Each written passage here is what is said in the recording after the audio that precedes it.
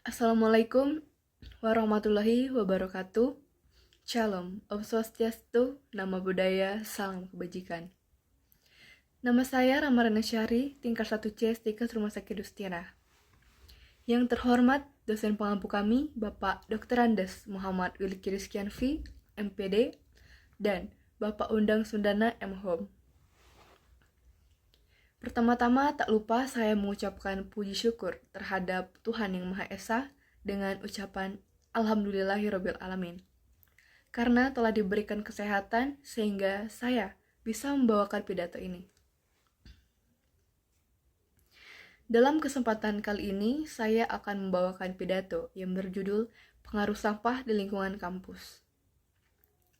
Hadirin yang saya hormati, tak dapat dipungkiri lagi, saat ini masih banyak dari kita yang belum menyadari betapa pentingnya menjaga kebersihan dengan membuang sampah pada tempatnya. Sebagian dari kita masih cenderung menyepelekan sampah, menganggap tidak ada dampak buruk dari sampah kecil yang kita buang. Padahal, pada kenyataannya, sampah-sampah kecil tersebut dapat memicu berbagai bencana besar. Maka dari itu, marilah kita jaga kebersihan di sekitar kita dengan tertib membuang sampah pada tempatnya. Jika hal ini tak kunjung dilakukan, berbagai permasalahan dan bencana akan datang.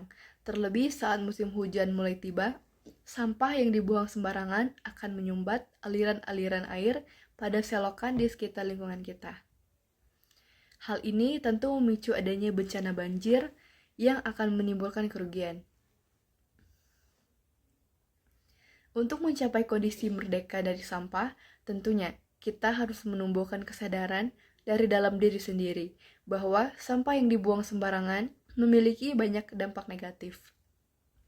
Di antaranya bisa menimbulkan berbagai macam penyakit dan lingkungan tempat tinggal serta kampus kita juga tidak bisa dikatakan bersih dan sehat.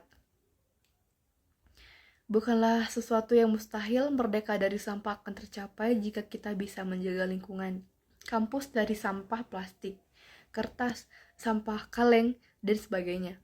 Menjaga kebersihan itu adalah sebagian dari iman. Oleh karena itu, marilah kita berjuang menjaga kebersihan untuk kepentingan bersama. Hadirin yang saya hormati, untuk mengurangi jumlah sampah di lingkungan kampus, sebagai mahasiswa, kita bisa menaikkan nilai ekonomis sampah tersebut.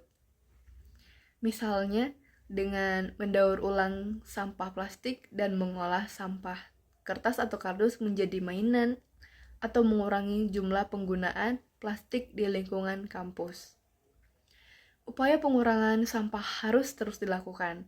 Jika dibiarkan, hal ini berdampak tidak baik, karena sampah plastik membutuhkan waktu sekitar 50-100 tahun agar terurai.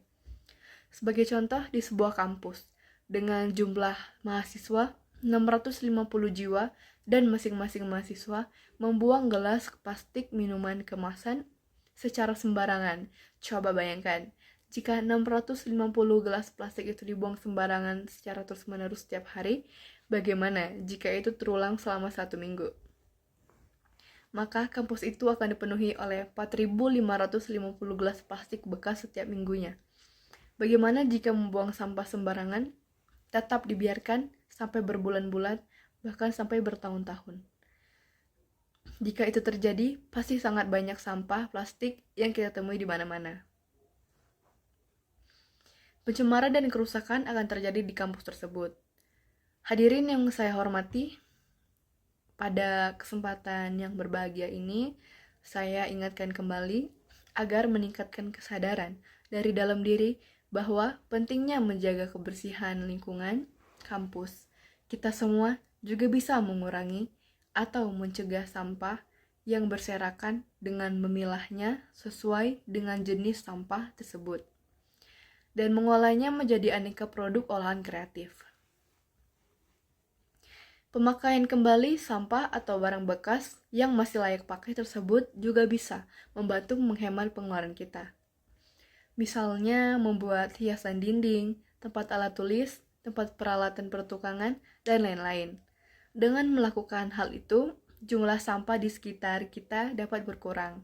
Sampah plastik dapat digunakan kembali dengan syarat tidak rapuh, bersih, tidak berbau, steril, dan lain-lain.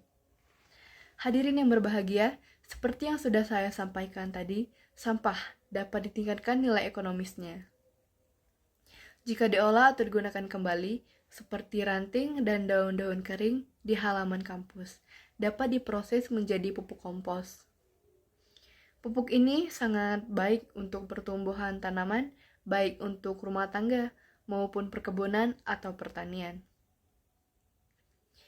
Contoh berikutnya adalah sampah kertas dan kardus. Sampah kertas dan kardus biasanya hanya dibakar saja.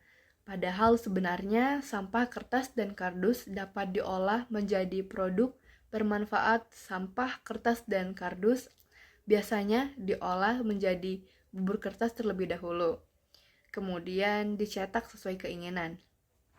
Indonesia memiliki banyak komunitas yang mendaur ulang kertas dan kardus. Komunitas-komunitas ini biasanya mengolah untuk menjadikan miniatur mainan dan bahkan ada yang dikombinasikan dengan peralatan elektronik tapi yang bertegangan rendah untuk membuat mainan ini bisa dikontrol agar bisa bergerak. Dan masih banyak lagi jenis sampah lainnya yang bisa didaur ulang atau digunakan kembali. Kegiatan mendaur ulang sampah ini dapat mengurangi jumlah sampah dan lingkungan kampus tetap bersih. Dengan begitu, kita akan dapat mencapai sebuah kondisi merdeka dari sampah. Hadirin yang saya hormati, kembali saya mengajak hadirin untuk memahami tentang pentingnya menjaga kebersihan lingkungan kampus dari sampah organik maupun non-organik.